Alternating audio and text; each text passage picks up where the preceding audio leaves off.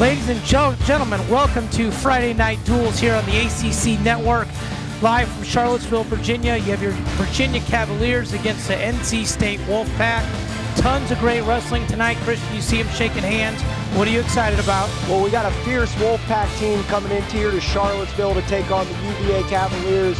2 weeks ago, both of these teams lost their first ACC dual meet. The Cavaliers against the Pittsburgh Panthers, and the Wolfpack lost at the hands of the Virginia Tech Hokies. The Wolfpack still in contention for an ACC title, so look for them to get rolling here tonight.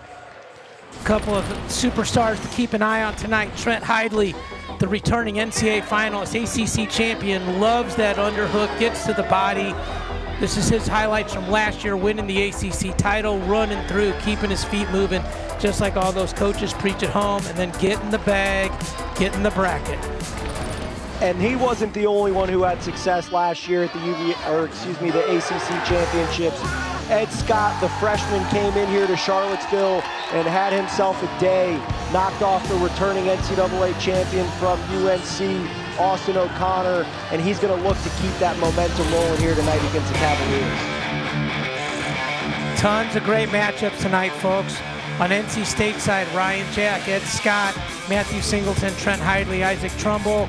Virginia counters with Brian Courtney, Jake Keating, Justin McCoy, Neil Andresen, Michael Batista.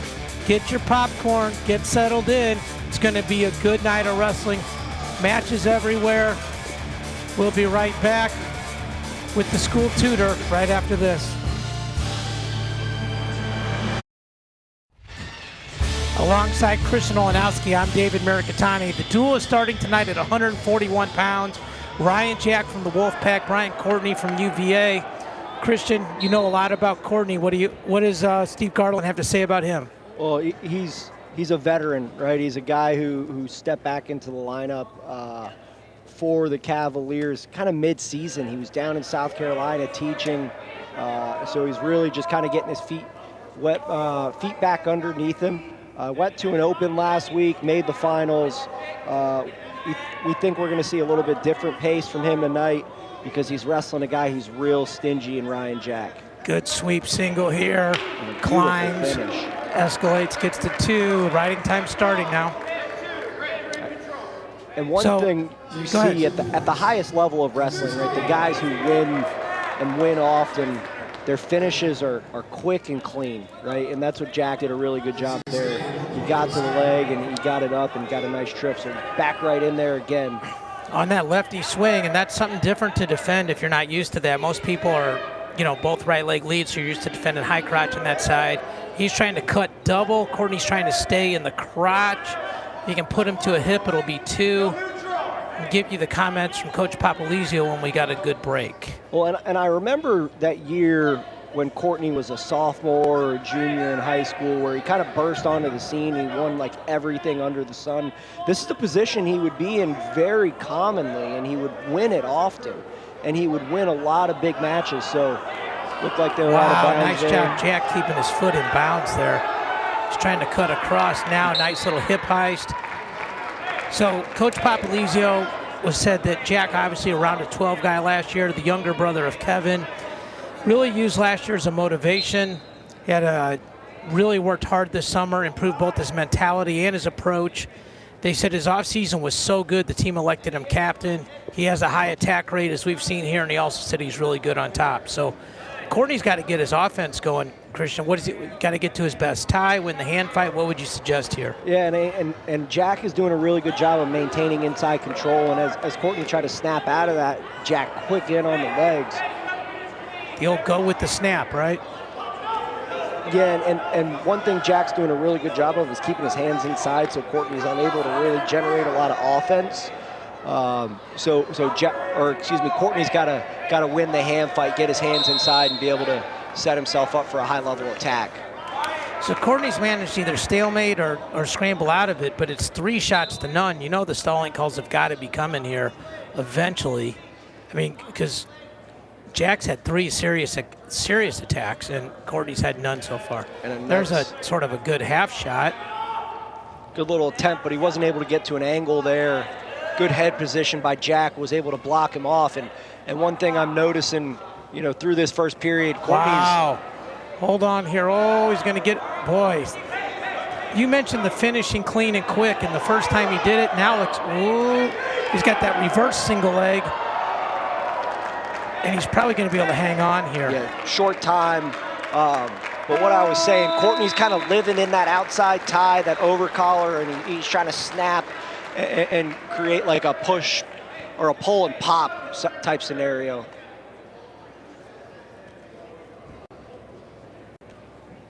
Coach Pop and his staff, McCall, Adam Hall, Ryan Jack. Coach Pop's just frankly one of the best coaches in the game. Resume speaks for itself. 3 champs, 24 All-Americans, and took that program from a consistent, not top 25 team to a consistent top 10 team. Well, and I remember, it wasn't the day that Pop Alizio took over, but, he took over my senior year of high school, or right as I was coming into college, and just the transformation of NC State, what he's been able to do, changing the culture. He's got administration bought into everything he's doing. Heck, they got to host the World Team Trials a few years ago. That was an awesome experience down there in That Raleigh. was awesome. I got a funny story about that if we get time. So it was a good escape by Jack. Now we're back in the scramble. Jack's got that headgear on as a necklace right now. He's trying to go, looks like barbed wire, crossface, whatever you want to call it. And again, Courtney's ended up in that reverse single leg. Now he looks like if he could get his head high, but now looks like sort of advantage Jack. This feels all in the world like another stalemate, huh? Yeah, got to a strange position where you could almost see, like, if Courtney was able to just give one little hip pop, he may have been able to get through Jack, but as good as Jack's offense has been here early, his defense is just as good. So it's going to be a tough position for anyone to score.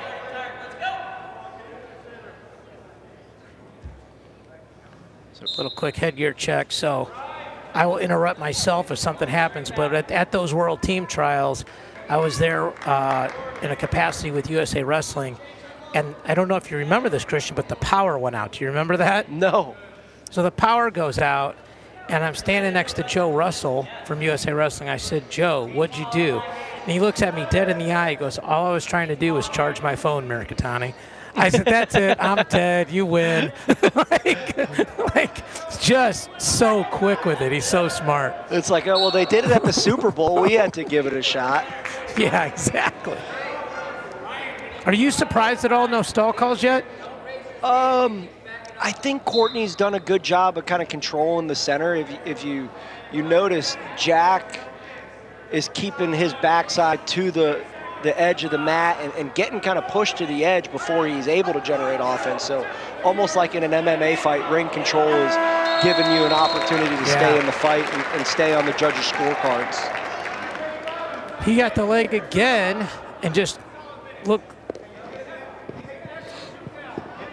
There's Coach Garland, sleeves rolled up, tied nice and tight, looking good. Former national champion himself. Done a great job with this program. So now Courtney's got to get out. He's got to get a 1 and a 2. Yeah, as I said, Coach Papalizio said Jack likes being on top. And as you get near the end of the year, it's the ability for guys. So he should be counting on the leg here now. You should still be counting on the leg. And you see the kind of second official give him a gesture, almost saying, hey, let's starting to encourage him to give him that count. And one thing I noticed from Coach Garland early in this bout, when they got into a scramble position, he was ready to throw the brick because he understands how important winning this match is to keep them in the duel. Yeah, this is a match they got to win. NC State is a loaded team top to bottom, and you can't have your veterans losing these close matches. So he's ready to throw that brick if he needs to. So Jack's gotten 37 seconds of riding time this period. Had a little bit on the takedown, and Courtney had a little bit on the escape when he was on top. So probably pretty close to that 35, 40-second mark. Courtney doing a good job of getting to his feet, but Jack is doing everything to kind of cautiously hold him on top while avoiding the stalling count. So, riding time's at 37. And I've talked to a couple coaches. I talked to like Arizona State and Missouri and a couple other schools. Like they definitely practice those situations. Like, you drop down and the ref is counting both on bottom and on top. Now he's got a bar. He's got that bar, and now you can do some things. They've changed it off to a deep waist. You got 10 seconds if you're Courtney to get up and out. 5 seconds away from giving up riding time and really changing the course of this match. So now you need an escape, a takedown, and to hold him down for some time to get rid of riding time. Or to get to overtime, exactly. Right? Exactly. Yeah. So stall warning on Jack, and I'm a little bit... Coach Pop wants us to have a conversation. Just make sure you're on the Christmas card list for next year, right? asking Mr. Official what's going on for dinner after this. Hey. Yeah. You know any good places in Charlottesville open after 9? Wings, barbecue, what are we doing, right? And we are 6 minutes and 26 seconds into the duel, and Mr. Pat Popolizio has received a verbal warning from the officials. Yeah, that's that automatic call though, right? Oh yeah. You're not getting your money's worth if you don't get that at least once a duel, right? Yeah, so nice grab. He's out. And he gave up the takedown. So they're gonna call no escape. No change. And I like that call, right? Really? I do, right? You let them wrestle through the position, and yes, like the reaction time game. So it's okay. So real quick, the scoreboard is either 3-1 or 5-2. It should Can't be 3-2. It should be 3-1. Right. That's fine. I think he's out. I think he's out right here. But they never really broke contact. Like if you see, Jack is a dog on a bone there. Like he is. Let's put it this way: if he doesn't get back on top, he just gets to a leg but doesn't finish. Virginia's going crazy that was an escape. So Nate Gomez is reffing tonight on the outside. He's from Oklahoma City. He was one of our officials at the Hall of Fame duels. Does a great job. And you could kind of telegraph that one, right? Courtney was going to try to go for a Granby. And that's going to do it for us here at 141. So NC State strikes first. 4-1 victory for Jack. 3-0 lead for the Wolfpack after 1. Christian, if you get any better at that, I'm not going to have a job.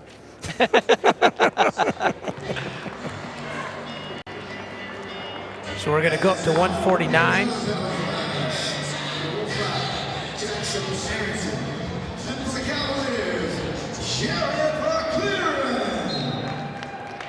So we got Jackson Arrington against Jared Verclaren. Arrington's the true freshman, multiple-time PA state champ, in on a leg right away.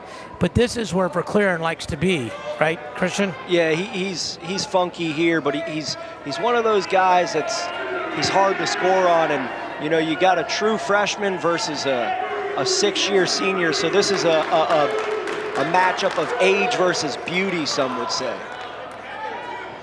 So quick takedown. Do you see what Arrington did here? He let go of the foot so he wouldn't get called for the stall call, and it became a stalemate instead.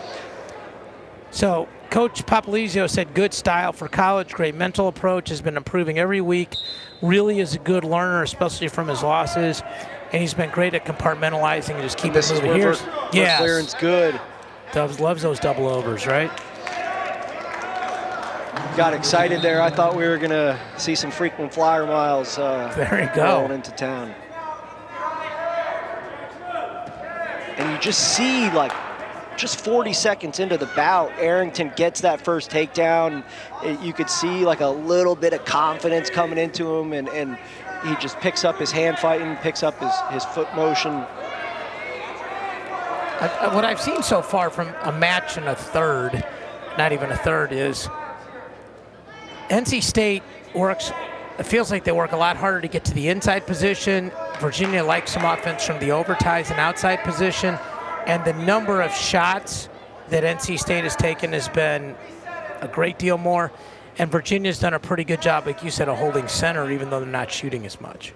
Yeah, and that's you look at this lineup top to bottom, the Wolfpack are, they're attackers, right? They move forward, they take ground, they force the action, and that's why they've been so successful during Papalizio's tenure.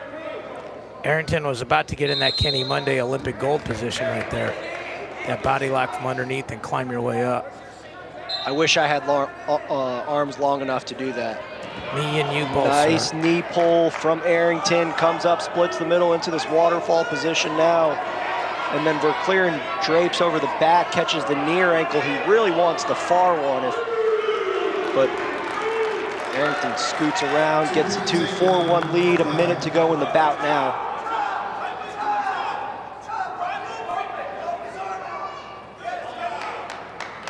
Now he's got that head in the whole armbar series, like looking to try to hand it off to that tilt. But you saw this at the end of the Jack match where they get one side bolted down and they do that thing where if you build up, they push the post away, and then if you bring the post in, then they run over it.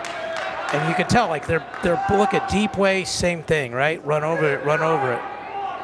And once they get to the back of your spine like that, it's hard to get out. Yeah, and NC State, like, they're notorious for having guys with long extremities, long arms, long legs, and I don't know if that's how Papalizio recruits. He does. He does. It's a body style thing. Yes. They believe in length. They believe in leverage. They believe in a lot of matches come down to mat wrestling, that it's almost easier to neutralize somebody on top or on your feet, and then if you can outride them, you can win. It sounds like a winning philosophy to me, right? So NC State's they're one of 5 teams in intermat wrestle that's got all 10 of their guys ranked. So this is a team that's going to win a lot of freaking duels, and they got 1, 2, 3, 4, 5 guys ranked in that round of 12 or higher, and a bunch of other guys in that round of 24 that they all believe can do better than where they are. Well, and just watching 3 minutes of Arrington wrestle, right? This looks like a guy who's got a style that can, make some, kind of put some people on notice in Tulsa. Although 149 is probably one of the deepest weight classes in the country, and you've got a guy who's gunning for his 4th NCAA title in Yanni Diakmahalis. Yep, and a guy that beat him, and another guy that beat that guy. So yeah, it's a deep weight. And I watched Arrington wrestle the first meet of the year against Milner from Appalachian State, who's another returning All-American, and Milner made him look like a freshman. And now, like some of these guys are not freshmen by the time they get to February. Like they've been seasoned now. Well, it's part of growing up, right? Like, yeah. Those when Arrington got to Raleigh and he wrestled Milner, he was probably still 18 years old. He probably was still learning how to do his own laundry, right? He hadn't been out of his home for more than 3 to 6 months. He got called for illegal. He just grabbed one finger and held onto it for 3 seconds right in front of the ref. Like literally just pulled on his pointer finger. Yeah, and now he's 22. He's a provost, right? Like he's writing his dissertation all in 4 months. Watch this. He just grabs his finger and just holds on to it like he's pointing at somebody with that guy's finger. Even the trainer behind him is pointing at it. The trainer went technical violation. That's awesome. I want that guy as on my bench training people. So wait, now he kicks him? Yeah, lets him loose, so it's 6-1. 6-1. Scoreboard here in the gym says 5-2, so. That's wrong. It was 4-1 at the end of the period, 5-1 on the penalty, 6-1 on the escape, right? Right. So we're at 6-1 here. Okay, just making sure I'm not crazy. I wouldn't go as far to say that, but I'm just saying at this point it's inconclusive, not a given. So I still got a chance. So Arrington in again, and Vercleren trying to rely on his scramble, but finishing clean, creating an angle, keeping his hips on, down, and not allowing Vercleren to scramble. So 8-1 after almost 2 periods. And scoring last.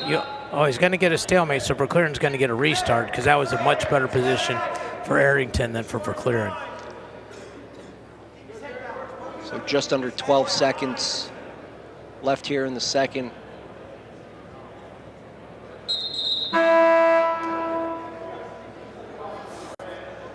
And false start on top. Kind of gave him that ear headbutt right to the spine. I'm excited to just kind of see what the future looks like for this Arrington kid, because 5 minutes of wrestling against a seasoned veteran like Verclaren, who's not an easy guy to score on. You put up 3 takedowns on him and a nice mat return. Yeah. Shane Sparks would love that one. Yes, he would. That's the end of 2. Here's our Tuesday college basketball doubleheader on ACC Network, the ESPN app. Blake Hinson and Pittsburgh host Louisville at 7 Eastern. Then here in Charlottesville, the number 6 Cavaliers will host Jarkle, Joyner, and NC State. Virginia trails Clemson by a half game for the top spot in the ACC. So we're on to the third period here. Verclaren is expected picks bottom. The riding time's got to be close to, if not over a minute by now, so it's 9-1. I mean, if you're Arrington, it almost feels like it's easier to, not quite a minute yet, like kick him and get a takedown once you get to that minute, and then you can finish on top or give the escape away and still be okay for the major, right, Christian? Yeah, so, I mean, he's got riding time now, so he could get another escape or another takedown here, but or he could ride him out, right? Just like I think the culture of this team and the way they wrestle, I think he wants to make a statement here that he can ride for this period. So that's a great point. So these guys, there's going to obviously in only a 6-team conference, there's a ton of rematches that happen from the regular season. So that's got to be something that you think about, right? Like, hey, if you ride the crud out of me, the next match, I'm already worried about if I lose a takedown to you. Yeah, and getting ridden is one of the most mentally straining, pieces of the sport of wrestling.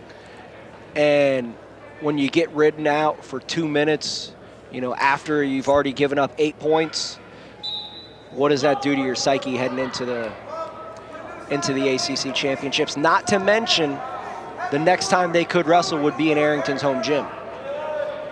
Yes, sir. So riding time secured. So now at this point, he's committed to the ride, obviously. And it looks like it's been a good strategy. He's got that little what we call frog ride on top where he's got both knees spiked, hard to even build up.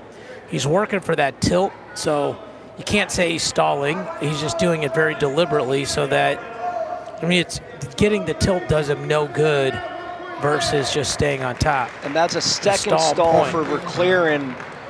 So now he's locked up for sure. 9-1. And 10-1 will be the finale unless something crazy happens here. You let him go, so that stalling point helped. So 10-2, it's still a major. And a nice win for the 17th ranked freshman. 2 bouts in, 2 victories for the Wolfpack. 7-0 lead. We'll be right back. See Ed Scott, the defending ACC champion at 157. We're back, 157. Jake Keating from the University of Virginia Cavaliers taking on the defending ACC champion Ed Scott. Christian, these guys have some history last year, correct? 1-1 on the season last year. Keating got the victory in the dual meet, but Scott got him where it mattered and pinned him at the ACC championships. And lateral drop attempt for Keating, but Scott's an upper body guy. He can headlock you from Kansas, so you don't Kansas, baby, that's a long way. That's a long ways away. That's even further away than you are. Yeah, Kansas is actually, yes, it's west of me. That's correct. That is correct. So he goes underhook, but he did a good job of dropping that low hand. So, and Scott had that body lock. You almost want to just see him crunch it in, get that elbow real tight in the center of the back, and look for near fall there. But Keating did a good job keeping his hips in when he's fighting through that position. Oh my gosh, he turned into him. I thought he was going to pin himself, and then he almost pinned Scott, and what's going to probably end up being is a stalling call. So this is smart. Keating staying there and making him stay on the leg to get the stall call. Just a lot of and he horsepower. should stay there again. He should literally stay there again and make him do it again. This is, like, Keating does not want to be in this. Like, this is where Scott wants to live. What? So, stall. They were holding on to that stall call. Oh, so okay. Stop it to, I guess, reward Keating. So when they hold that stall call for people at home, they lock the riding time. So after that 5 count, the riding time stops until they reset the action. So riding time is only at 30 seconds 37 seconds for Scott. Great point by you, Christian. A lot like a clasping hands call in that sense, right? Yes, exactly. So escape for Keating, 2-1 lead now, just over a minute into this bout. And a strong underhook. A lefty underhook from the NC State team. That's weird. It's unusual. And Keating looks like he wants to be up there. He looks like he wants, like, if that's what I'm saying. He's trying to get this pinch headlock here. Yeah, if I didn't know who was who here, I'd be like, yeah, that's definitely Ed Scott in the blue singlet. So based on your statement, Toto, we're not in Kansas anymore, is that right? So Keating doing a good job of getting Scott to the edge, and Scott got to wrestle here because that could be another stall call and tie this up Scott also early. likes that headlock out of those double overs, though. Oh, he fires off like a high crotch.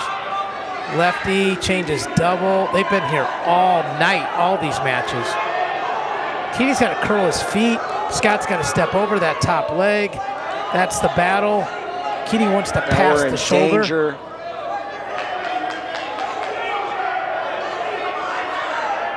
And does a good job of just being patient. This referee was at the Big 12s last year, really good at communicating with the athletes, like verbal, telling them what's going on. Does a great job.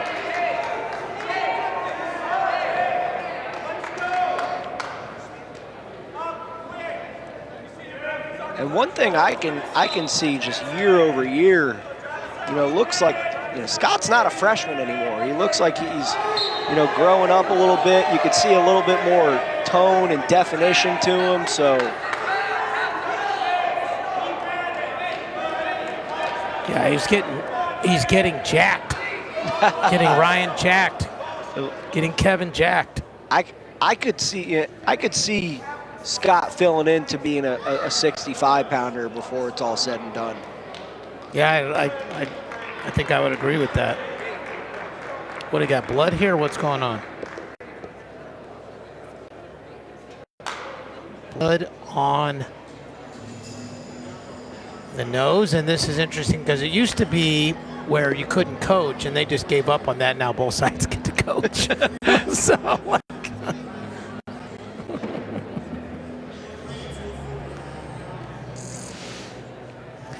so we saw this, we talked about this match, Christian, off the air last week as soon as we were done. Heller with the huge pin against Hunter Boland, gets himself NCAA Wrestler of the Week. AOC, the non-political AOC, 13-0 with 11 bonus points this year. Now we're back to the action. Austin O'Connor might be the guy to beat at 157, huh? I call that weight, like, I say 141 and 157, I call those weights a snow globe, right? What, 197 too, right? I mean, you got defending NCAA champion still there, so. Who's lost twice. Right. But, those two weights for me are the snow globe. You shake it up and you get something different every time. I think O'Connor's the favorite. I really do. He just wasn't healthy last year. Good ride out for Scott. So 4-1 with about a minute and a half of riding time. Keating's going to defer. And on that note of Austin O'Connor, right, he wrestled NCAAs with a torn ACL, lost first round, and came back to All-American. On one leg. You have to be essentially a Martian to do that, right? Like, you have to be. That's the Spencer Lee model. Otherworldly good. Excuses are for wusses, right? Exactly. That's it. It's got nice job on bottom, holding position. Not only does he get out, he keeps his riding time. Keating's doing a good job. There's the stall call. So that's a point. That's a point, right? That should be a point. That should be a point. And it should be 5-2. And this is... Who gets to the corner? Let it fly. They did put the point up.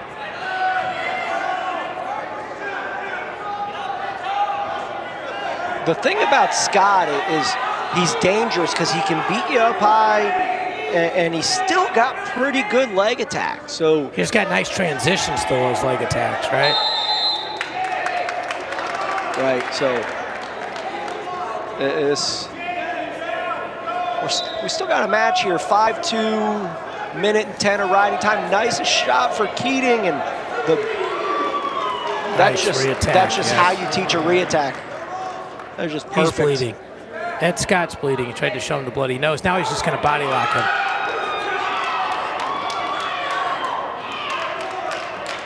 So two more from the top.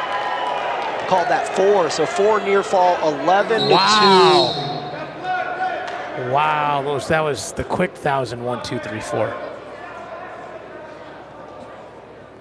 Only 999, 999. They didn't go all the way to 1,000. 1 Mirikitani, 2 Mirikitani, 3 Mirikitani. Or Olenowski, 1 Olenowski. Those are probably the same amount of syllables. All right, count the back points here, okay?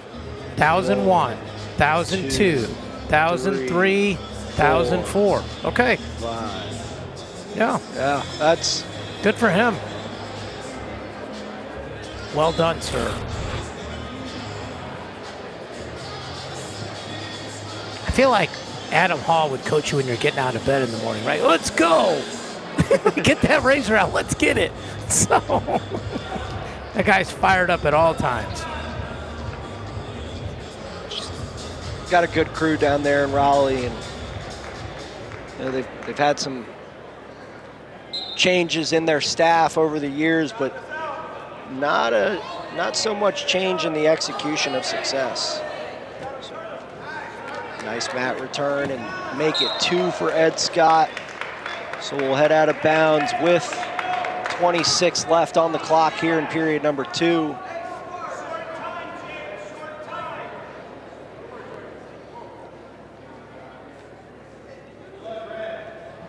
And another blood time.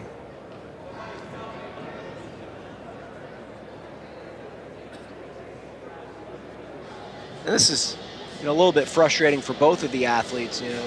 Hard to really gain momentum when there's all these breaks in the action. Wrestling is these short sprints of intense bursts, but when there's breaks between those bursts, it makes it a little bit harder to sprint your fastest. That's a great point. It's sort of the aerobic and anaerobic combined. And we all remember that day in July of 2016 when Anwar Godoya broke every American's heart and defeated Jordan Burroughs. And I think every American can point to that bout and say it was because of the breaks, right? It was because of all the breaks, all the blood time. Yeah, that's a great, super specific example. Nice little hip heist. And it breaks my heart every time I think about that match. So let's leave that in the rear view. That's too bad because Burroughs never bounced back from that. He was never the same since. left a piece of his heart out there in Rio. All he did was end up being the GOAT. So.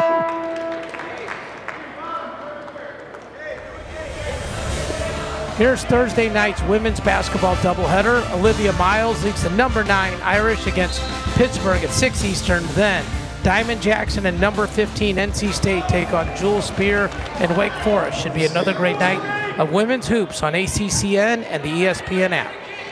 And a nice underhook throw by to a single leg for Scott. Keating looking to scoot that corner and look for a cradle, almost like that Ryan Chirella, Johnny Hendrick position. I saw that video 4 times this week. I actually watched that match this morning. I saw a clip of it on Twitter and started watching. I saw you comment. How many real takedowns did he get? Yeah. I counted one. Here's the problem. I'm doing the read. I look up. They're already in the funk. Like they didn't wait for me to finish the read. So I'm assuming Keating picked down and got away? Keating got out quick. Okay, all right. So 11-4. Scott's going to look for another takedown attack on a bonus point for the Wolfpack. Well, he's got bonus with the riding time, right? Oh, you're right. I'm not good at math. No, it's okay. That's why they put the Asian on here. We're good. So, and now it's clinched, right? It just crossed over. So, yeah, got that over-under position. And Keating's living there because, I mean, really that's the only shot he has to come back here is with something big. Keating's got to go get one, right? Yeah. I mean, he needs to get one to try to get the bonus, get it down from 8 to 6 because it's officially 8 here. Man, Scott, they get this lefty underhook and it just ties these guys up because 90% of them, their right hand is their lead hand, and so they can't get to the legs. Well, he's still leaving, that lefty underhook still leaves his attack hand open. So. Right, yes. That's how my dad taught me. If you're right, yes. Oh, he's in. He's got it elevated. And this is a good position for Keating, and time runs out. So you probably need a little sense of urgency there to score quick and get rid of that bonus point. Tack on riding time makes it 12-4 for Scott over Keating, and that's going to put the Wolfpack out to 11-0 lead after 3 bouts. And we're going to head to 165 pounds.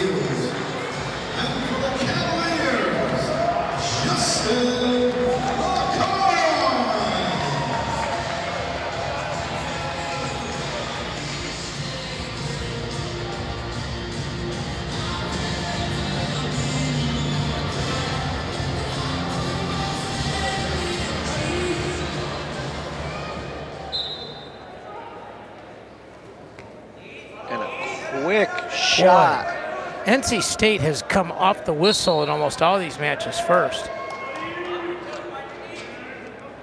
And through 3 bouts, I mean, this is a winning recipe for, it doesn't matter if you're wrestling, the worst guy in the room or the best guy in the world. The right? Eureka Quad or the NCAA Finals, right? Right. You attack early, you attack often, you get off bottom, you score back points, right? You look for bonus points, and you just ride, as hard as you can on top. And that is, if you dumb down wrestling, that's how you win. They grind. It's pressure from all 3 positions, right? Absolutely. And you win all 3 positions. Pretty easy to win a wrestling match. Christian, what did Coach Carlin have to say about McCoy? So one thing he said about this match is this is a must-win for this team. He's the anchor for the team. He said he's had a fantastic week of practice. Early in the season, a little bit banged up, so he's 100% healthy now. So Coach Garland hoping to see kind of the best version of Justin McCoy here tonight. Pat Papalizio didn't know if they were going to go with Singleton or Fields. It's Fields that gets a call. Said he's been in the room for 2 years, gets his chance to start. Several solid wins, good output in athleticism. The confidence is key for him, and it's going to come from experience. And he went out and won that Appalachian State Open last weekend, so he's coming off a good experience. McCoy, he's got that length, so Fields is going to have to win that head-hands battle and get through that length to be able to get to his holds. Nice little elbow off there. Didn't follow up with a shot, but nice little elbow pass, right, Christian? Yeah, and that first exchange, we saw nice. Now good shot here by McCoy. Defense by Fields is doing a good job here. And now there's your reshot, like you talked about. Now they're on the edge. And McCoy did a good job. talking about the advantage of being long. Like your leg and my leg never could have got to the floor there. So that was smart, though. Got himself a restart. Yeah, on that first exchange we saw here in the bout, McCoy almost got a little greedy, right? You see 11-0 on the scoreboard, your team is down. Oh, nice go behind. Granby, pass over. Fields is going to try to come into him. What was the... Looks like he's got 2 here. Threw a brick. So they called a takedown there, and Coach Garland threw the brick, but they gave it back to him. So they're just going to look at it on their own. I don't know. That's a tough one to call. I'm glad I'm not wearing stripes tonight. Just a plain white shirt for me. Just crispy with it, though. Nicely starched.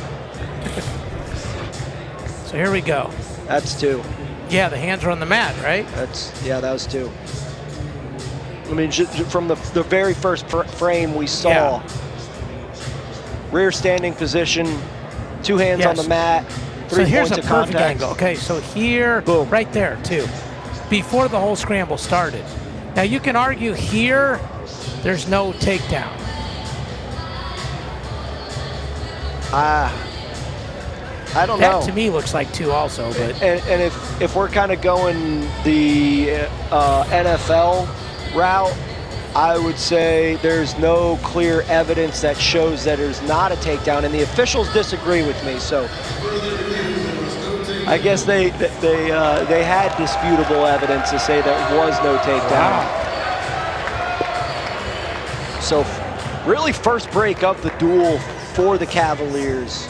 Right, things have not gone their way so far. And that waving off the takedown. Coach Garland keeps his brick. McCoy just kind of was like a plane crash in there. He shot a low single, but his head was down and went straight into the mat. Gave Fields an opportunity to create an angle and almost capitalized on it. So good strategic time to throw the brick for Coach Garland. Good hand fight. Shot from space. McCoy splits the middle waterfall position. Now he's going to... Oh, he was close to hooking that bottom foot, but he Fields did a nice job of hiding it. But he escalates it, it gets to 2, and at the end of the period, right? So real important 10 seconds here, right? And I say this every time I'm on a broadcast. Great wrestlers finish the period on top. Right? That is the difference between good wrestlers and great wrestlers. So we'll see in these last 9 seconds, is Justin McCoy ready to be great tonight? To his feet is Fields. Hard hand fight. Gets a hand to the mat, so that'll avoid a stall call. Good job and late period ride. Fields gonna go down, try to tack on a point with an escape. Good opportunity for McCoy to kind of set the pace for himself. Yeah, and this is, I believe, the first time in the duel that UVA's been ahead in a match, correct? Yes. Yes, it is.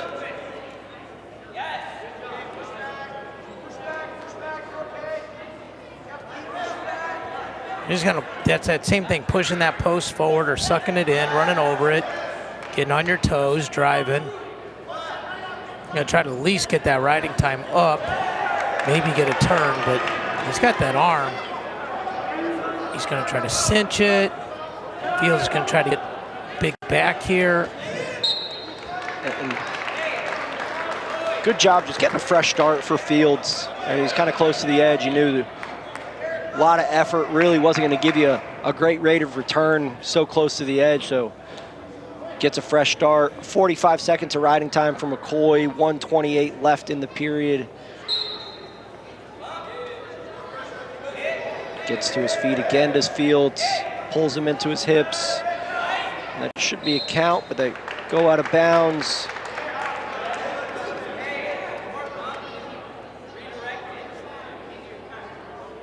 And these, if you're McCoy, Christian, you try to ride the whole period out.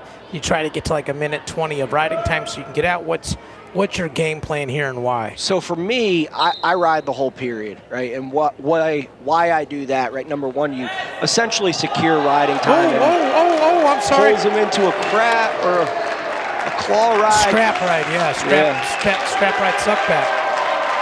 4-point near fall right now. Again, if you ride the period out here. Yeah, right? Yeah. Now the math is pretty good. Yeah. It's interesting. You ride so, I out, mean, now you if he get rides out point. at 7-0, he gets away, it's 8-0. Yeah. So these 4-point near falls are a whole different game changer, right? Yeah, I mean, it's essentially 3 takedowns. Yes, that's absolutely right. And people that don't know that, 2-1, 4-1, 4-2, 6-2, and you got to finish on top to make that up. Right, so that's... He's going to hang onto that ankle. When the count gets to 4, he's going to go out of bounds. See? There you go. Boy, that's. So he goes suck back strap here, right? Like, look at him. He punches it, and as soon as he feels the pressure, he just pulls him back. Punches that hand to the mat, climbs up on top, gets that leg in. This guy is counting on the way across, which he's been all night consistent with. So, and it's the right call. You don't have to be over there to know he's in criteria. Yeah. So, no, I mean, right? Like, some of these referees don't do that. It's really well done by McCoy and also well done by the referee. Good mat return. Beautiful mat return. And this is the perfect position to ride, right, Christian? Because if you get in trouble, you can shove him out of bounds, and you can stay on and kill the period. Absolutely, right? Those mat returns are huge. You get to your feet, you do all this work, you get lifted and returned. And 2:13 of riding time for McCoy.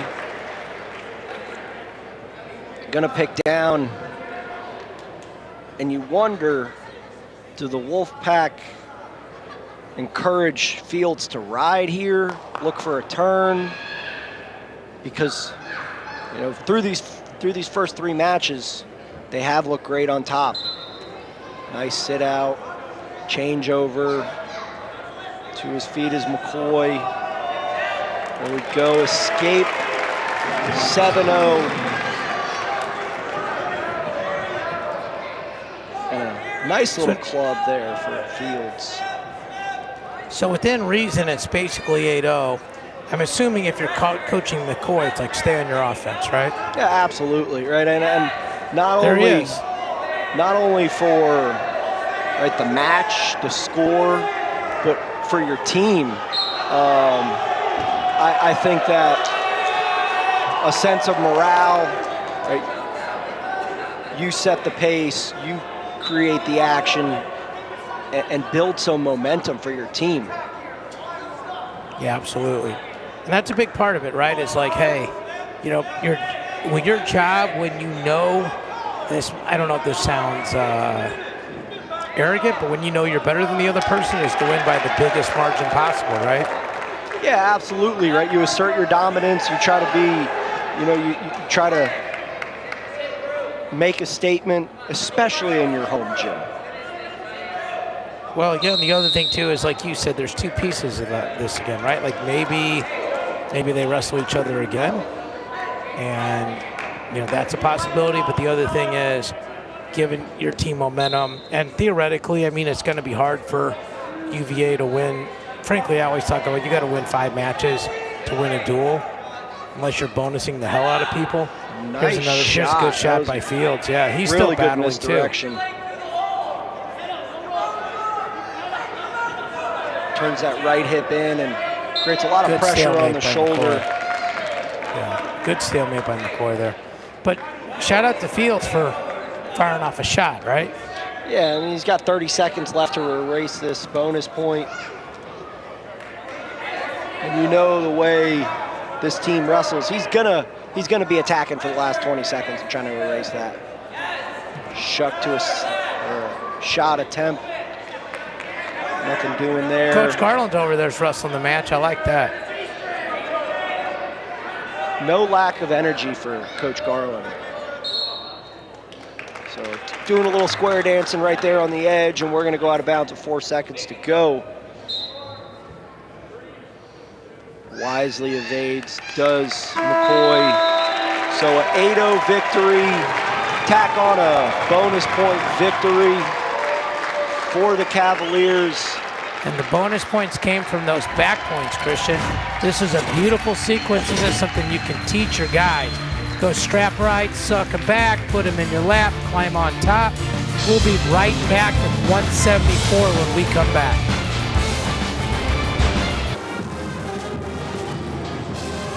After 4 matches, it's 11-4, North Carolina State over Virginia. We head into 174. For the Cavaliers, it's going to be Hudson Stewart. And for North Carolina State, Alex Faison. Hudson Stewart's kind of a surprise starter for UVA. What did Coach Carlin have to say? Well, he's a guy who, he hasn't been in the starting lineup this year for the Cavaliers, but he did win the App State Open for them last week. He's a dangerous kid. He's had flashes of brilliance this year.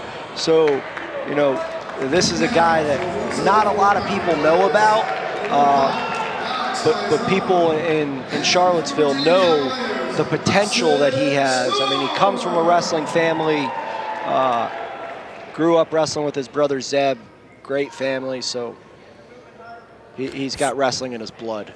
Faison's a 5th-year senior. Coach Pop talked about how consistent he was, no give up in him. He goes, he's been blessed to train with some of the best guys in the room, the Hidleys, both Hidleys, etc. So he knows what it takes to win. He said he's really got a high IQ, sets a hard pace.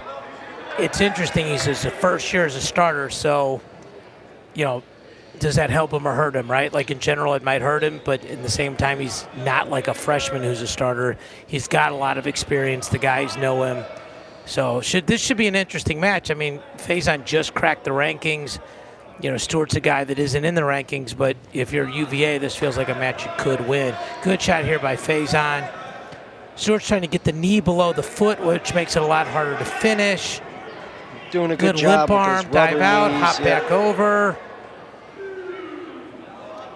You can't call for 2 and the head's still in the middle. Well, Faison beat Stewart last year.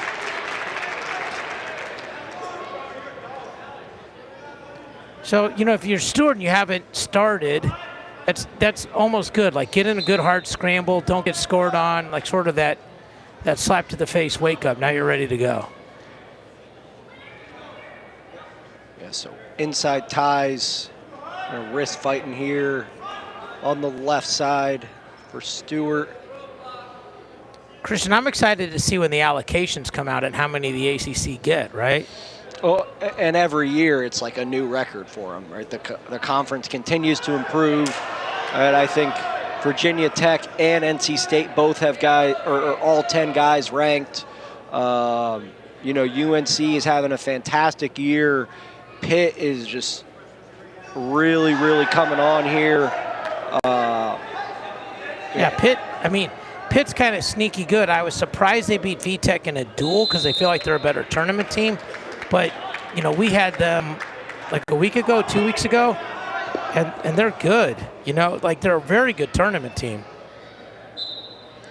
Yeah, I mean, they've got 4 guys ranked in the top 6, so you expect them to kind of be a half decent duel team, right? You know, you got to win 5 to win the duel.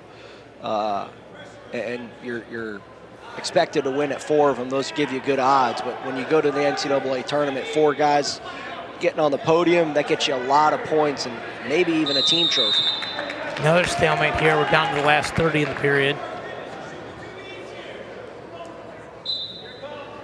Yeah, I mean, obviously it's sort of the best conferences are the, you know, Big 10, Big 12, ACC. You could argue the ACC's over the Big 12.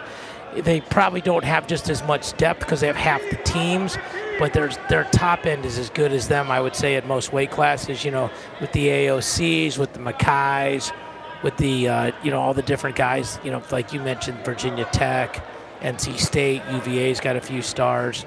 So the first period's going to go scoreless. I think that's the first time that's happened tonight as well. Yeah.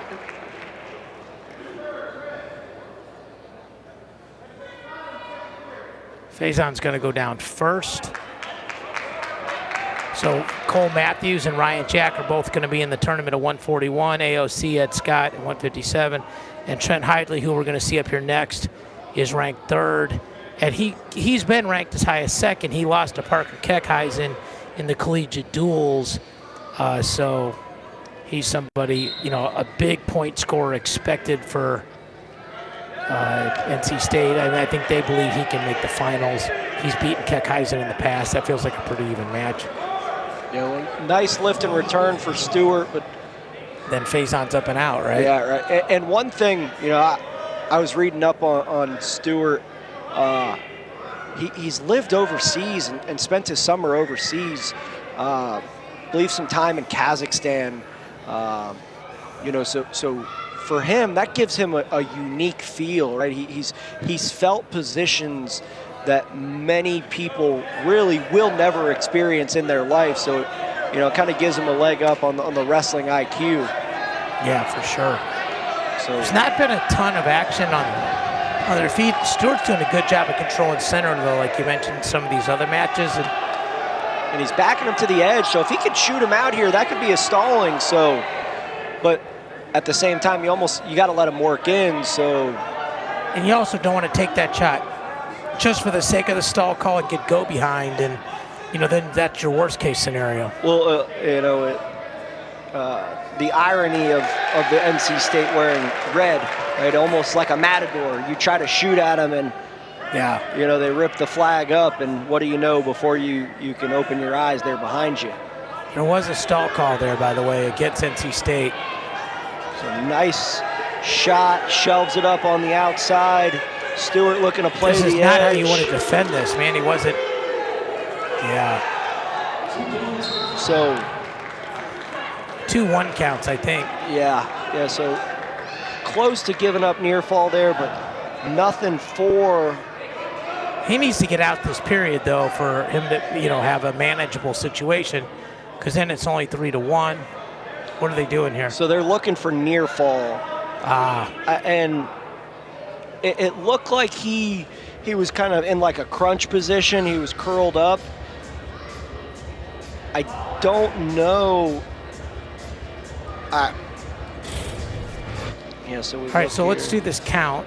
Shelves it across. But this is a little slower. So we'll have to figure out the time difference. So no takedown, still no control. He tries to go through, no criteria. 1,001, 1,002. 2. I think we're going to be able to see this Christian at live speed, and that might help us. Okay, so.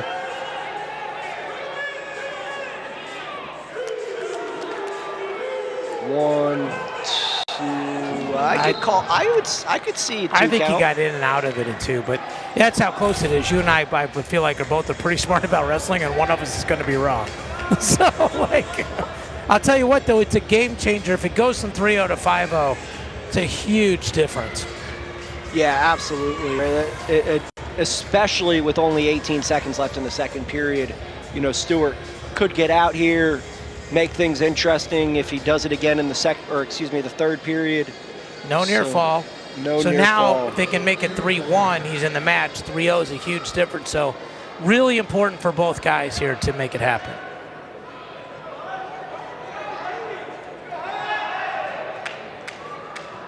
So big 18 seconds here. Double spike on the top.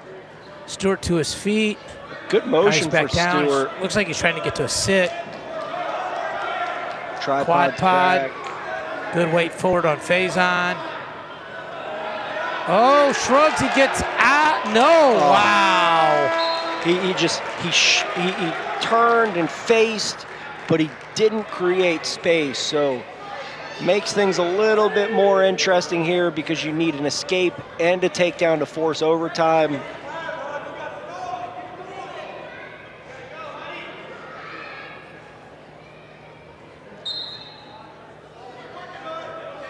And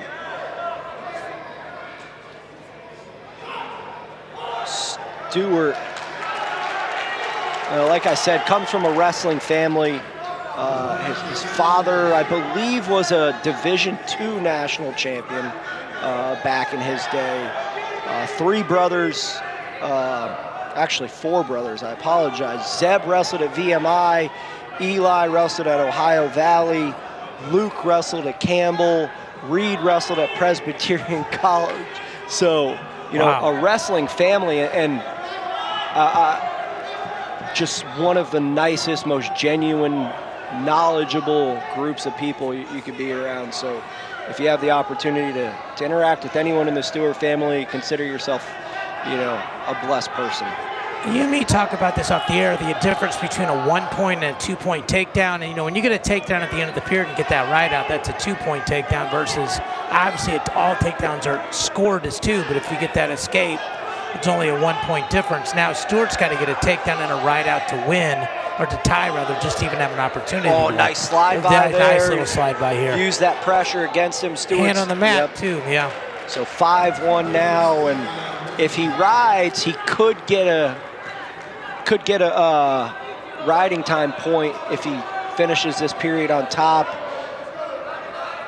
And that's interesting because that'll make this score look, you know, 6-1. And I guess it was dominant, but it was really close till the end of the second period, right? They were sort of on serve at, you know, 1-0.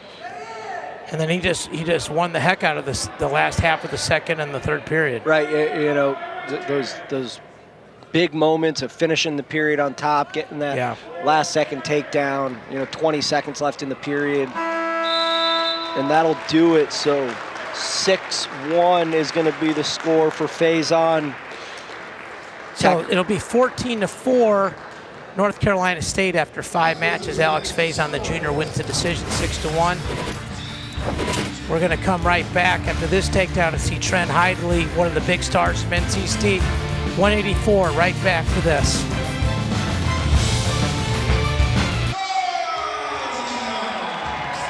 .184, 14-4 after 4. Trent Hidley, the junior, 5th season, 3-time All-American, 2-time ACC champion. His brother Hayden, the 5-time All-American. Because of the COVID year, currently ranked number 3rd in the country against Antrason. So, you know, nice little, he loves that underhook position, so good in there. Yeah, just, I mean, stick to where you're good, right? You know you're good in that over-under position. He kind of whips it through. Oh, this is nice here, too, if he can climb it. Nice job by Antrason. So Antrason, and he got the escape. Able to manage an escape. So that he just does this little dip, just drops his hips underneath it. Yep. That's a Sergey Beloglazov special right there, Christian. Yeah, and one thing, wow. Oh, he ran through it again. Yeah, so one thing we've kind of talked about the body styles of NC State wrestlers. The Hidley brothers just completely disregard that, right? They're like fire hydrants. They're, you know, short and compact, you know, made of iron. This is just that run through he's so good at. Snap, come up, run through. Over, under, beautiful. Almost Coach like Pop. Jordan Burroughs-esque on that double. There you go, yeah. Coach Pop talked about him being the face of the program, a great leader. He instills confidence in the rest of the team, high level of energy and confidence, and helps bring the other guys. Oh, that was nice. And Antrason from Bedford, Michigan, Temperance Bedford High School, home of 2 of my college teammates, Mitch Rogeliner and Brian Gibbs. So the home of the Kickin' Mules. I'll never Is that really forget. their mascot, the Kickin' Mules? I'll never forget that mascot. So, are there mules that don't kick? That's what I want to know. So it almost was like that Jordan meme where Hidley got reversed and he said, "I took that personal," and just everything this guy does is with an extreme level of intensity. You could tell when he gets fired up, and it's just kind of roll through in that crab ride position. And get out of his lap, right? Yep, right. Gets out of the pocket. And you can tell when Hidley gets a little over the top fired up because he'll just he'll give himself a nice little punch in the jaw. He'll punch himself in the jaw? Oh, yeah. Well, they can't get mad at that. And Trayson, you got to come up to your feet there. Good job making that adjustment. Nice shot, gets to the leg, but you're fighting some real heavy hips there. But he gets his head up, so you're improving your position here. He can get big here. He's got a chance. Hidley, oh, wow. And right back Another in on reshot. the leg. And I think the game plan here, if you're in Trayson, these next, 5 minutes. Oh, he's got his head underneath it, Christian. Oh, good job. Yeah. If Hidley's smart. He put his foot on the wood, right? I think, and Trayson, you just gotta, attack first because Yes. Hidley's gonna attack. So if you can get to the legs, create, a little bit of like fatigue in that fight, and make him have to work. You're only down 3 points after giving up 3 takedowns in the first period. Oh wow, and just does a great job lowering his level, runs through. And he didn't get it this time, but he's really good at trapping that body and getting back points. He's really good at that.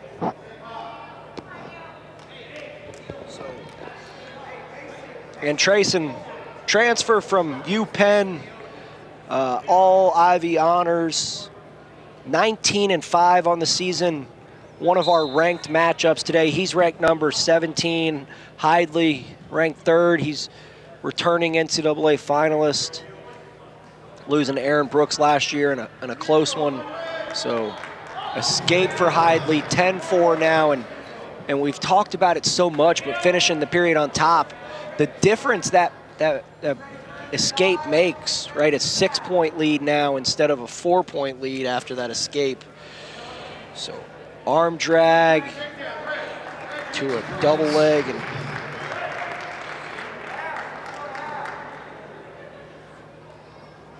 now we're racking up riding time here. 1 minute and 20 seconds for Hidley. He's already in bonus territory, so. I'll tell you the thing about Hidley is he's always trying to score points, and not everybody you can say that about. Like he doesn't sit on leads, and so he's going to give up a reversal or a takedown once in a while. He might not be quite as good, but he reminds me a little of Nolf that way. Like Nolf would give up takedowns against guys that weren't nearly as good as him, but he just didn't care because he was going to try to score 7 or 8 of his own. Yeah, what's the point of, why worry about giving up a takedown when you've got 6 in your back pocket? Well, it's just a different style, though, right? Like the Lee Kemp, the Jaden Cox, those guys are going to score 1 or 2, and you're never going to touch your legs. Like Hidley's a little different that way. Nolf was a little different that way. I'm not, listen, I'm not saying one's better or worse than the other. He just reminds me a little bit more of that version where he's going to let it rip. So escape for Trayson. 12-5 now. Shot. He did a good job getting his head up there. Yeah, does a good job of not bailing, and over-under position again for Hidley. Looking for that whip through, and he does that again. He punches that underhook through so nice. He punches and he lowers his level and kind of drops his shoulder and runs his feet. So another takedown, 14-5. You got a bonus point. You could be looking for 2 here, because essentially with riding time, you're going to have a 10-point lead. 10-point lead, yeah. And Trayson will have choice going to the 3rd. He'll more than likely pick bottom.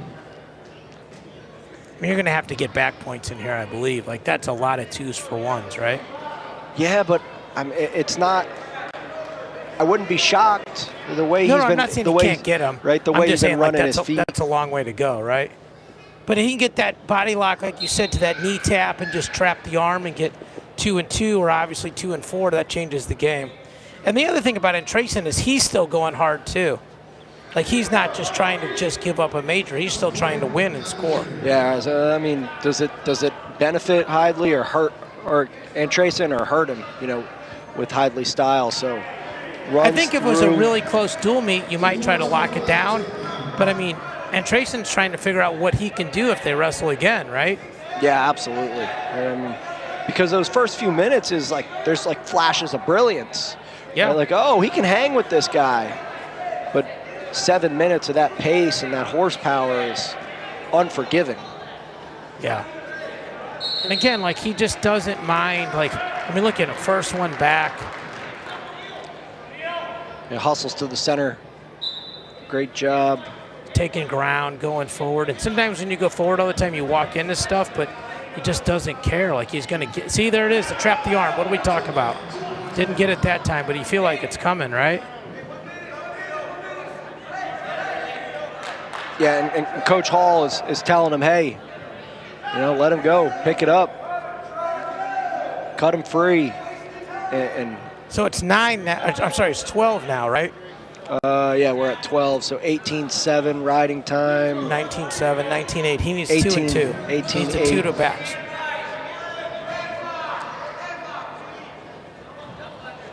Boy, he's so good in that dip. He's got to either kick him or turn him like right away. 20-8. He's good on top too. I mean, these guys are sneaky good on top. He's got a bar, could hop sides and go rebar on that. But I like that you call it rebar. I call it that too, so makes me feel better. I think it's going to end up 21-8. Well, no, 21-9. Nice low single, comes up, and then Trayson's still scrambling. You get A for effort. I mean, he's still trying to go out there and score points at the end of the period against one of the best in the country. So 21-9, tack on another bonus point. 18-4 for the Wolfpack as we head to 197 pounds. Takedown montage right here. He's so good, snap, that underhook, and he keeps his feet moving. Just runs through again here. So this is, Now, no contrast to body styles here. So Isaac Trumbull, the Nebraska recruit. Very hard style for opponents, tall, uses his leverage really well, some of the best defense in the country, good on top. Not the best at leg attacks. That's one of the areas he's working on. He's already had a couple of big wins and had a big win at Nationals last year. Kind of got a high level of, he's got a very wide bandwidth. Like, he lost to Andy Smith in the VTech duel, which was one of the key matches, but he scores a lot of bonus points. And you have to tell your Michael Batista story because that's just part of what we do. All right. This one never gets old, right? So back in my day, I used to coach a national team, and Michael Batista was on it. We went down to Disney duels one year, and for hours we are, kind of rounding the team up, trying to get everyone together, and we can't find Batista. And I don't know, maybe 2-3 hours of trying to look for the kid and trying to get a hold of him. We find him working out by himself in the hotel gym, just getting some bicep curls in. So as you could tell, it's paid off. Good work ethic. Maybe charge your cell phone and stay aware, right? They're just one of those kids, likes to work hard, likes to be in the gym. I believe he's a kinesiology major, and I know back in high school he said he wanted to be a doctor, so smart kid, takes care of his body. And David, you're a bit of a wrestling encyclopedia. Who was it that Trumbull beat his true freshman year that people were kind of like, oh, who is this kid? No, you're going to call me. I got to go look up WrestleStat. Who? It wasn't Rocky Elam, but it was somebody like that, like a top 5 guy. Who was it? Yeah, it was someone real good. And that was when Nick Reenan was here as well, so they were like, oh, wow, what's going on here? You got this guy. And he was a kid that originally committed to Nebraska. I'm going to WrestleStat this as we're talking.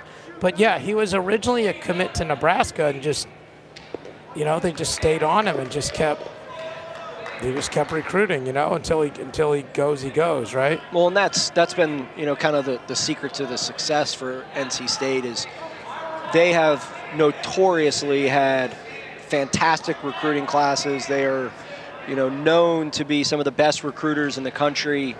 They often have really big recruiting classes, so they know how to pick them. Find a guy who's tall, knows how to win, and we'll help you win even more. Absolutely. He beat Nino Bonacorsi.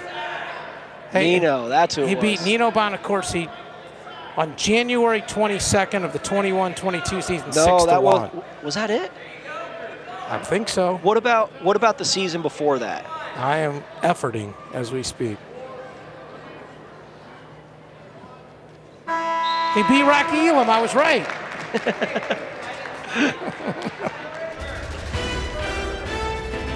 Our next all-access The ACC Life is this very special one. It premieres Monday night.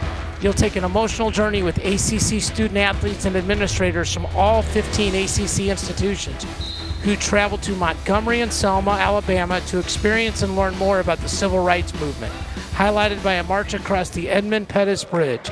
Dalen Cuff hosts ACC Unite, Selma to Montgomery at 7 Eastern on ACC Network and the ESPN app.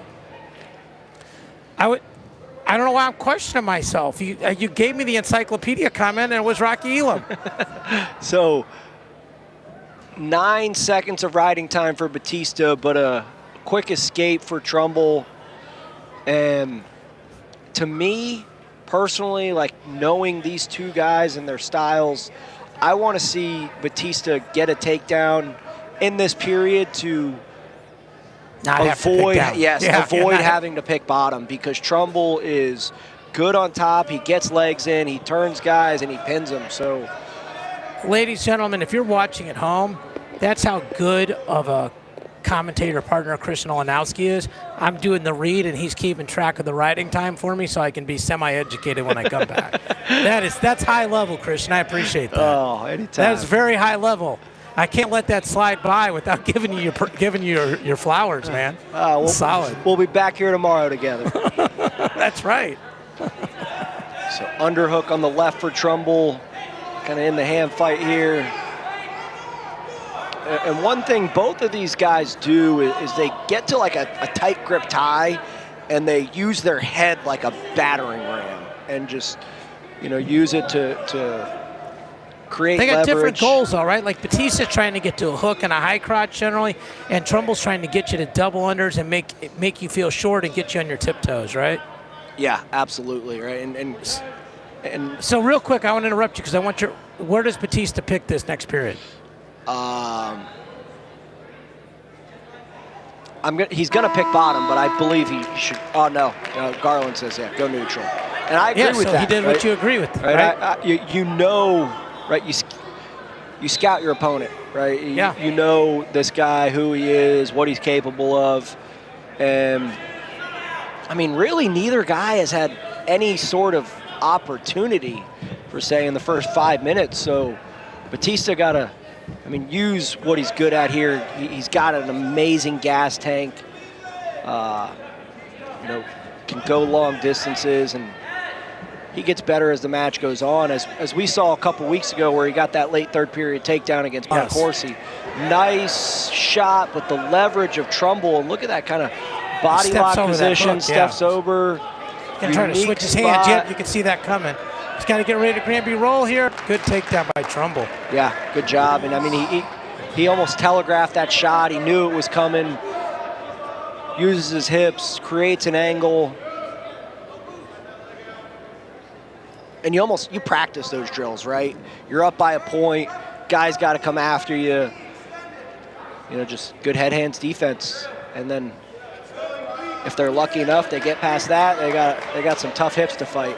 I think North Carolina State sort of coaches the way like Jack Nicklaus said he played golf. Like, I just want 18 birdie putts 30 feet below the hole. They're like, hey, if it goes 0-0, we can win the ride game. And if it goes to overtime, we can win the 30-second ride. So, you've got to beat us on our feet. We've got offense, but we've got great defense. We've got great baseline defense. Batista's to his feet here, almost out. And that's I just think because of that, they don't panic.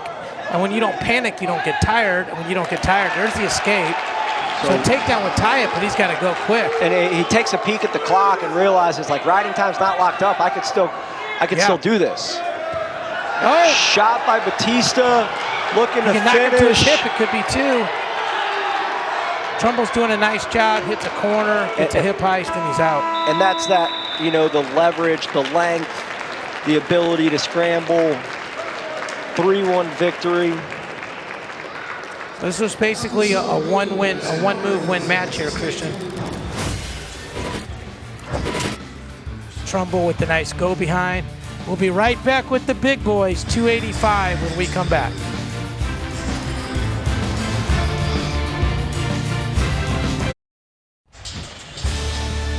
.285, Owen Treffin from North Carolina State against Dorfman. Colin Dorfman from UVA. So, Christian, you've got the inside skinny on this. Skinny literally, right? But yeah, and this is something that, you know, Coach Garland has talked about dating back to early in the season, that this weight, they've been a little bit banged up. They've had some injuries. 2 weeks ago against Pitt, we saw Jesse Knight. Looks like he's battling a knee injury here, so he's sidelined this afternoon, or excuse me, this evening. And nice shot by Dorfman, but re-attack by Treffin. Jesse Knight there you're talking about. Go behind. And the suck back. A lift to a suck back, and this is where, you know, if he gets over the head, those two. Right, and you can notice a very big size difference between these guys when they were neutral, and the difference comes in when you get on top, right? You got a guy who's 50 pounds bigger than you. They're you know, you got a big bear on your back. That's hard to move. It's hard to get up. Snag single for Treffin. Runs the pipe. Coach Pop said he's improved a ton. He's had a huge impact on their lineup. That he was back and forth with their starter last year, and when the other guy got the nod, he used it as motivation. He really handled it the right way. And he said we like his activity. He said he's not trying to win 2-1 matches, that he's willing to attack and score points. And, you know, Christian, you and I talk about it. The guys that try to win every match by 1 point kind of tend to get caught at nationals. And you, as a coach, you'd rather worry about a guy that made a mistake of aggression versus a mistake of passivity. Yeah, and you know, live by the sword, die by the sword. And the ones who have a high offensive output, right, and it's a given, right? No one has gone through this, well, besides Cale Sanderson, right? No one has gone through this sport unblemished, right? So you're going to take losses, but if you have a top-notch effort, right, and you got a good attitude every match, the points come at a premium, right? The wins take care of themselves, and you're going to be satisfied, win or lose. It's such a healthy attitude. It's also super difficult to look at the world that way when you're actually in the middle of it. You know, I think so many of us would look back on it and say if we stopped worrying about winning and just worried about improving and scoring, we'd probably had better careers. But it's a very difficult thing when you're in the middle of it to avoid, frankly. Yeah, absolutely. And you know, as a coach myself, right, I'm typically not one to preach results to our athletes, right? It's about you know, learning, growing, developing, making progress, having a good attitude, putting your best effort out there every day. And you know, as you continue to evolve and adapt and grow through this sport, right, the wins will take care of themselves. And as we know so much, this sport here teaches you life lessons, and those things right there, if you take that same mentality into whether it's business, your education, or anything you do in life, you will crush it because you're a wrestler. Yeah. What's that old Dan Gable line, right? Once you've wrestled, everything else is easy. Yes. I mean, there's a lot of truth to that. I remember when I started my career and somebody asked if it was hard cold calling people. I'm like, well, at least I get to eat when it's over. So, you know, like, it's a significant difference there. So it's like once you've wrestled, everything in life is easy except for basketball. Yeah, but that was never easy. So that's why we wrestled. So 11-2. Dorfman's doing a good job with his effort here. Yeah, I mean, he's clearly outmatched in terms of size. So, you know, you gotta you got to have a high output and try to use your speed and stamina against a bigger guy. It feels like if you're a guy that's here's that suck back again, boy, you could see it coming. And oh, he got over the head. I could feel the ground shake from the top row here. Right, that's how hard that slam was. So, and you know, we kind of talked about it earlier.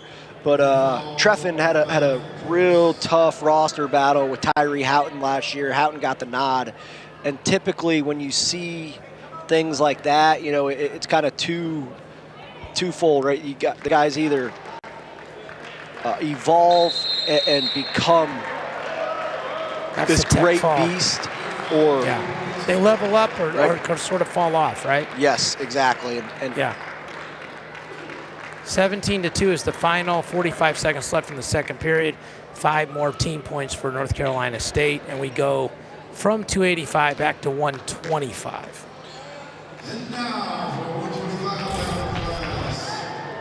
There's that suck back. Be interesting to see if he tries that at the NCAA tournaments that are guys around his size or not, but he's good at it, I'll tell you what. Trombley with a shot right off the whistle. Wow. And good takedown, quick. So 10 seconds in, and Trombley, a guy that, wow, that was quick. A guy that was been 33 for his career. Yes. And moving down to 25. He looks good, right? I mean, he doesn't look malnourished. Right, he doesn't look sucked out. He looks like he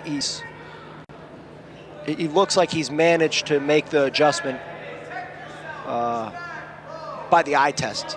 U23 medalist at the World Team Trials. He made a big sacrifice for the team this year with Camacho out. Had a rocky start, settling in. Same thing that you just talked about. Coach Popolizio talked about how hard the initial weight cut. Because he doesn't look big necessarily, but he's really strong for the weight. And he goes, you know, as he gets more comfortable with the weight, he's just going to get better and better as the year goes on. And he's a fifth-year guy. Pat McCormick, 2-time NCAA qualifier, 2-time ACC third. I believe his father is Mike McCormick, the referee. Am I right there, Christian? He is. Yep, Mike McCormick, one of the good guys in the sport for sure. In the nation. And Trombley, from Lake Fenton, Michigan, the Blue Devils, coached by Coach Corcoran out there, and kind of you can't get that knowledge anywhere else, folks. Flint, Michigan area. And, your Michigan knowledge is strong, Olenowski. It's strong. Well, I had a teammate from Lake Fenton, so I'm big on knowing my inside information. Yeah, exactly. Nice little whip over. That's just really good chain wrestling, right? He's shot, he comes up, he throws that underhook by, so. He went to the Trent Hidley underhook clinic. That's exactly what that looked like, didn't it? And he's got just that cross-body ride.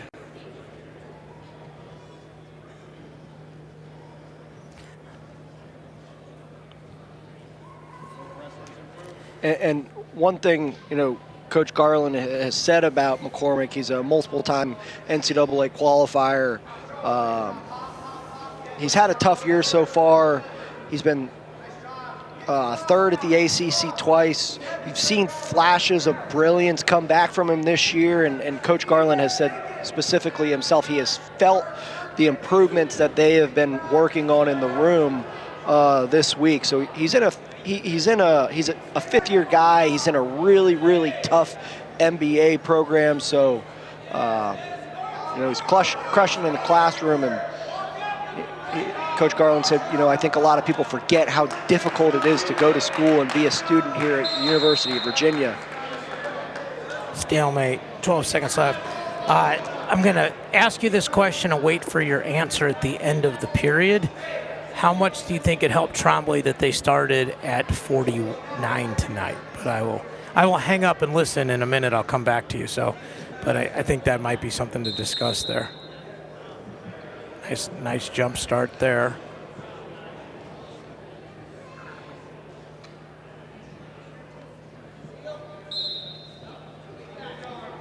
elbow back for Patch, looking to get a quick escape here to his feet, and Trombley's going to look for a mat return. Fights the hands, and good job of finishing that period on top. So, back to your question. Hang on 1 second, Christian. So tomorrow at 8:30 Eastern, after our men's basketball triple header, the Nothing But Net crew will break down the day in the ACC with highlights and analysis of every game and look ahead at the best games on the schedule in the coming week. That's coverage you can only get one place, on the ACC network and the ESPN app, so you can watch anywhere. Sorry to cut you off, boss. No, I mean, back to your question, it makes a huge difference, right? You got a guy who has shrunk his body. He's down 8 pounds from where he's been the last 3 years of his life. Right, makes a big difference. I mean, he looks energized, right?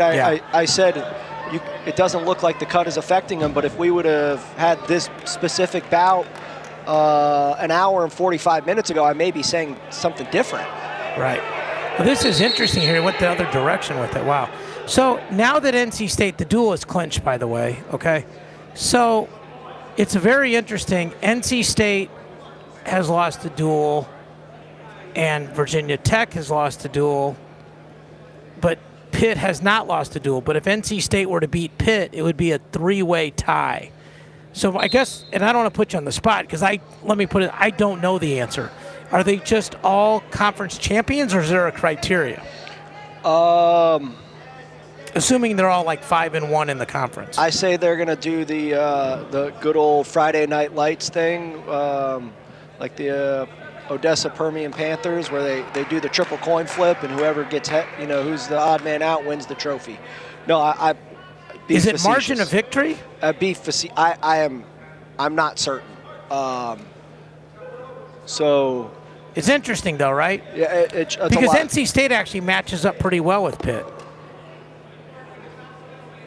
Right.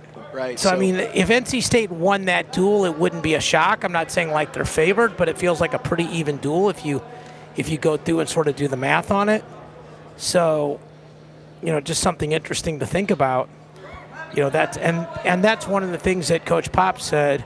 Like, hey, he goes, we're excited about the duel. All the conference duels are important. We need to be ready, especially after coming off the Virginia Tech duel. If we can run the ACC dual meet schedule out, we can still vie for the conference dual meet title. So,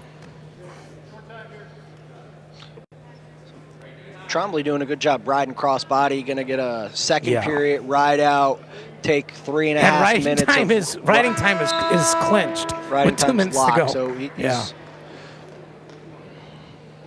So Pitt's going to beat North Carolina unless they go fall over there. So that'll keep them undefeated in the conference. That makes that Pitt-NC State duel huge, like we talked about. Yeah, that'll be a fun one, and I'm sure we'll have the two greats of the sport, Sean Kenny and Rock Harrison, on the call for that one. And I'll surely be tuning in, watching that. Bonus points if they are on the call. Trombley doing a really good job staying on his feet, cutting corners here. Gets to his feet, so 5-1, really 6-1. McCormick got to generate some offense here. Moving you see coming from heavyweight right down to 125. These guys really move their feet well. Yeah, it's always that contrast, right? When it wraps around like that. It's even more dramatic in high school when they go from heavyweight to 106, right? Oh, and he's got a cradle. And McCormick does a good job of bailing out. So 7-1. Trombley's going to need another takedown or a turn to get the bonus point. He should kick him here, right? Yeah, and he knows. Coach Hall is saying Trombley, kind of waving him off, telling him to cut him. And Trombley was nodding his head like, yes, sir. Yes, sir, yeah. I will. High level of coachability. You know the situation, too. Right? Wow, nice fake to a shot. This is also important, though. Like, listen, go for bonus points. It's not like we need it for this duel. but bonus points matter at the national tournament a lot, right? It's the culture of their team, right? Every guy has gone out there and battled and tried to get bonus points. So I think that sets a precedent, right? That's why you get loaded recruiting classes every year. You go out and you watch an NC State duel, and you're like, I want to wrestle like that guy. Yep, and they're going to get the bonus points. Right, so it's going to make it 30-4 with 2 matches to go.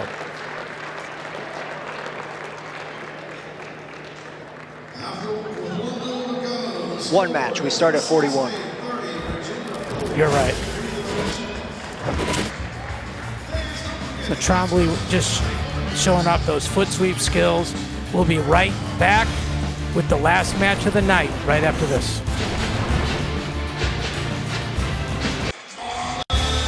We are back with one more match. Kai Orini from North Carolina State against Yarborough from Virginia. Christian Orini is from St. Louis. I know him very well. Nice double leg for Yarborough. Wow. Good hips. And this is what we saw 2 weeks ago when he wrestled Filippi, right? He came out firing, and it's almost like, right, Orini's got a game plan, but we all have heard that Mike Tyson quote, everyone's got a game plan until you get punched in the face. And Yarborough throws a straight right hook to start the bout. Nice double leg, but the great Orini parries it off, though, too. He's to the body again. Orini went to sort of that bailout headlock and then just squared back up and stayed fundamental. Man, I'll tell you, if Marlon can start to generate, oh man, that's 3 good shots. Right, generate points from these attacks, right? He's going to be good. I mean, he's a young kid, and that's one thing that Coach Garland said, right? He has flashes of brilliance, right? If he wrestles the way he did against Pitt, he's going to be good. Here's that shot, that last scramble right here. There's that high crotch, chase the go behind, Granby roll, comes out of it. That's what Coach Pop said, like, Orini does his best work when he stays fundamental. Like, even though he's good at some of the scrambling stuff, that's probably not the ideal way for him to win the match. I love Garland. He's still down there. He's coaching in the dress pants. You got to love that. Well, and I recall last year I made a joke about being the best dressed guy in the gym, and Jack Mueller was number 2. But I will give you your props today, Mr. Mueller. You certainly have me beat. Looking sharp over there. So good attempt to get out of bottom and kind of switches to, sits back, gets back to the mat. Orini, good ride on top with that claw with the left hand, throws the boot in. And he's rocking the teal combats. Always got to give props to the shoe game.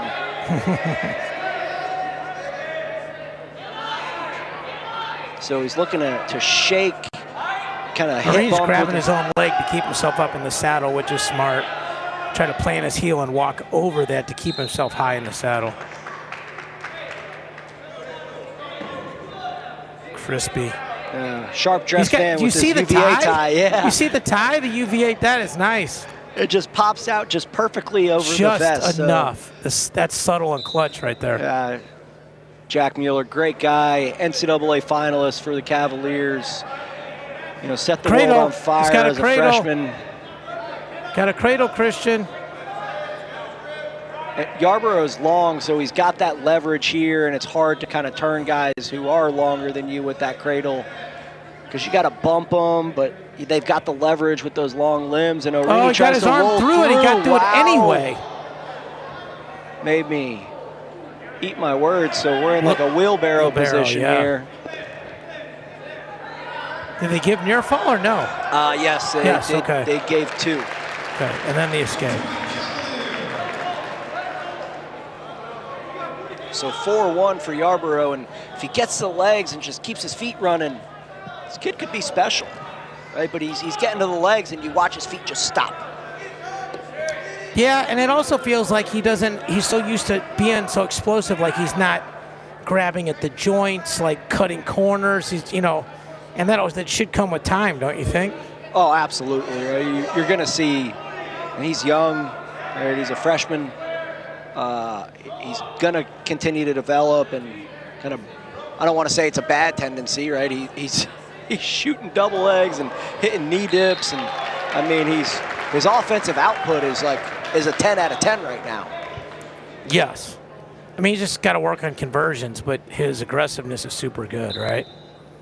Yeah, and for those young guys coming into a tough schedule like this, you know, aggression is often the issue, right? That's not the issue for Marlon so far. So 4-1 lead for Arini to the second. He's got choice. He's going to take bottom. So the future is really bright at UVA, like 12 freshmen, 8 sophomores. I mean, 20 kids, you count juniors, but I mean, like, they got 25 kids in the room that got at least this year and another year left, and 20 of them. And some of those kids are really highly recruited. Had a chance to talk to the Paulsons in the offseason, and they said recruiting went really well for them. You know, they did a few things differently, and they've got some big names in the room, some kids with some real credentials. Well, and that's one thing that Coach Garland told me these last few weeks. He was like, regardless of what happens this season, you know, they've had some injuries, they're a little banged up. He says this freshman class could be as good as Jack Mueller's freshman class, who, you know, they had 3 guys who are All-Americans, 2 world team members, and that's a lot to, right? That's a lot to follow up. Those are some big shoes to fill. So quick stand up by Arini and almost just like so. Oh, he fished the head. Oh, good job, swims through, and Marlon gets his hips a little too high, and now Arini 2 and 2 near or 2 fall, and 4? 2 and 4. So a 6-point reversal there in a match where we saw Marlon come out like shot out of a cannon. 10-1 lead now halfway through the bout for Arini. Got to be able to withstand the storm early, right? Yeah, I mean, if you can beat them early, you can beat them late. Put that one in the paper. There it is, yeah. That's a good quote, though. Yeah, like, or just hold them off early, too, sometimes, right? I mean, I think Yarbrough's in good shape, but it's just, you know, like if you can ride him and take some starch out of him, probably those doubles aren't quite as explosive in matches in minutes 5 and 6 as they were in 1, 2, and 3, or 6 and 7. So.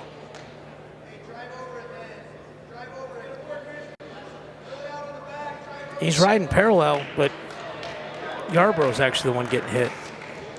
Yeah. You go crash arm, tilt. A little bit of extra effort there. I think he avoids that stall and call, but he, you know, forehead in the mat, elbows out. Good job for Arini. 2:23 a riding time, and you got to go neutral here if you're Yarbrough and he does.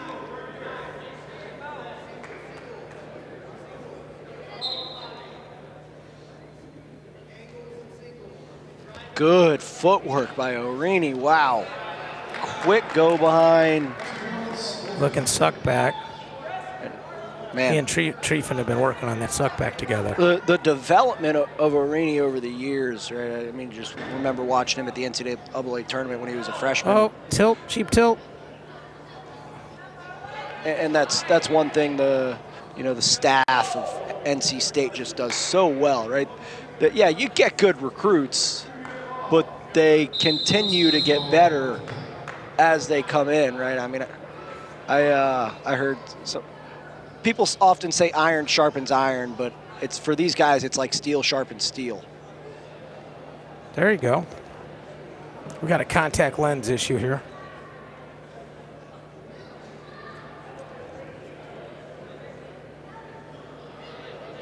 That should have been. There's.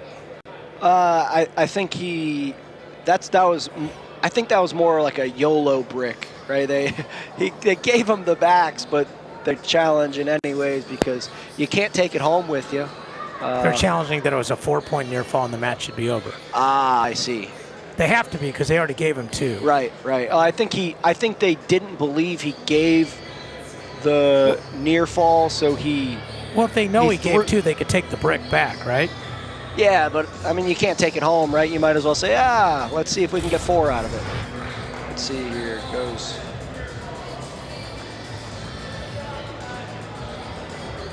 You know, so they stick with their original call, 2-point near fall. See, as Yarborough tries to kind of sit through where he gets put on his back. But switch, and close to a cradle, but good job by Arini knowing the position, or being aware of the situation. Go to an over-under position here now. Runs through it. And he's gonna maybe so get 17-3 right now. 17-3, but so he's got the tech with the riding time, but he doesn't have the tech in regulation. See, that's interesting. So do you think the match should be over now? Oh, no, because, I mean, Yarborough could get an escape. But he's got the point. I mean, there's the other argument, right? Like, you couldn't take that point off the board. He's earned it. I mean, it's an interesting conversation, right? Well, I mean, what happens? I mean, he just got a point, right? So it's not a tech fall now, and what if Yarborough gets a takedown? Okay. I'm not saying it's a tech fault. Never mind. I'm just saying if they call it, if they give him the point once it's secured, the match is over. I see. Yeah. Oh, Arini pushing the pace now, trying to get that last takedown. Should be 17-4, right? 17-4 is the score. Yarborough runs through, but runs out of real estate all the way onto the hardwood. And slow to get up is Arini.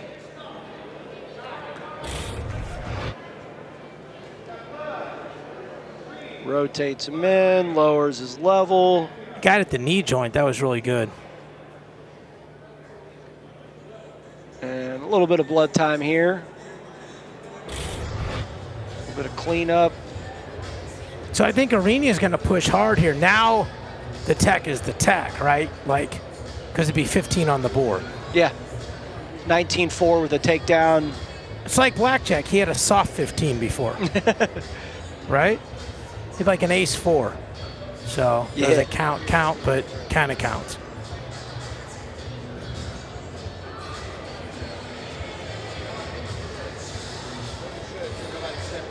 Good night for the Wolfpack, tough night for UVA.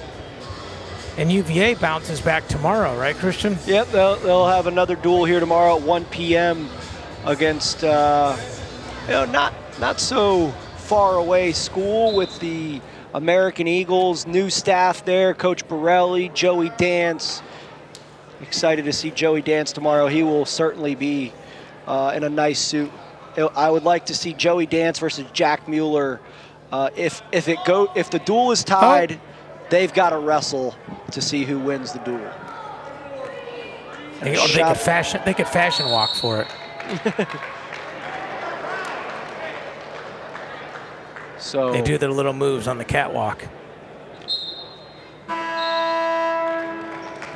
That's the final, 18-4. That makes the final 34-4. That concludes tonight's match between Virginia and NC State. So the Wolfpack takes it 34-4. And Arini walks off the mat, raising the roof. That top to bottom, just a lot of good action for NC State. They push the pace. They look for bonus points. They rode hard on top. They got out on bottom. Right? They won the duel in all 3 positions. Simple as that. You seem to be a little quicker off the whistle in the first period too, right? Yeah, it's like that Cobra Kai mindset, right? Strike first, strike often. And, they scored a lot of points early and they scored a lot of points late. Yeah, it was impressive. And, so Christian, it's great working with you. I'll see you again tomorrow. And that'll do it for us. For Christian Olenowski, I'm David Maricatani saying so long from John Paul Jones Arena in Charlottesville, Virginia, where NC State wins the duel 34-4. To watch this entire match on replay, as well as other matches on the ACC Network, download the ESPN app. Good night from Charlottesville.